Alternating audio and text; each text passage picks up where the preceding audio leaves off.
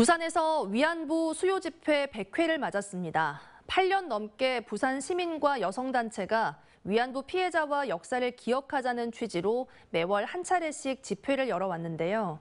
하지만 이들의 노력과는 정반대로 부산에 남아있던 위안부 역사 기록물들은 무관심 속에 다른 지역으로 옮겨졌습니다.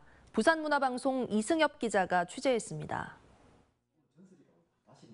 1998년 일본 정부가 위안부 피해 책임을 처음 인정한 이른바 관부재판 기록물입니다.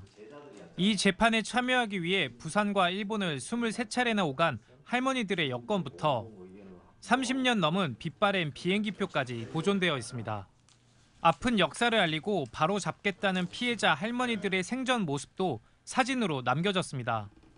위안부 기록물 양만 5톤 트럭 3대 분량. 현재 창원대학교와 강원대학교에서 기록물 보관 작업이 진행 중입니다.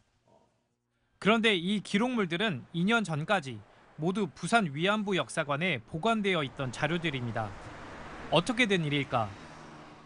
위안부 피해자들의 사료가 전시되어 있던 역사관 자리에는 현재 새로운 건물이 생기면서 그 흔적조차 남아있지 않습니다. 2004년 부산 출신 여성운동가였던 고 김문수 선생이 역사관을 세웠지만 2021년 김 선생이 작고하면서 운영이 어렵게 된 겁니다. 문제는 위안부 기록물이었습니다. 역사관 측은 부산시에 사료를 기증하겠다며 기록물 보관을 요청했지만 거절당했습니다. 관부재판만 판결문만 내놔라 하는데 화 안 나요? 부산시는 당시 기록물들이 역사적 가치가 낮다고 판단했고 지원 근거도 없었다고 설명합니다.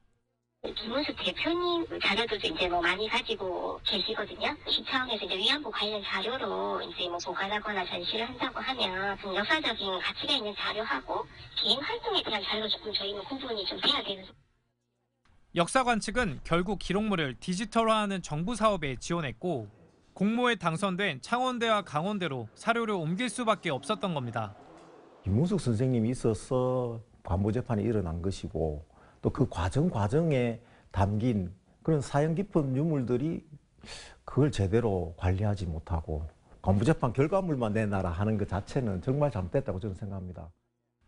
지난해 창원대는 부산 위안부 기록물 기획 전시도 열며 호응을 얻기도 했습니다. 역사적 가치가 낮다는 부산시와는 다르게 다른 지역에서는 그 가치를 인정받고 부산 기록물이 재조명되는 씁쓸한 현실입니다. MBC 뉴스 이승엽입니다. 언제 어디서나 내 손 안의 뉴스. 광주 MBC 뉴스 유튜브 구독으로 함께하세요.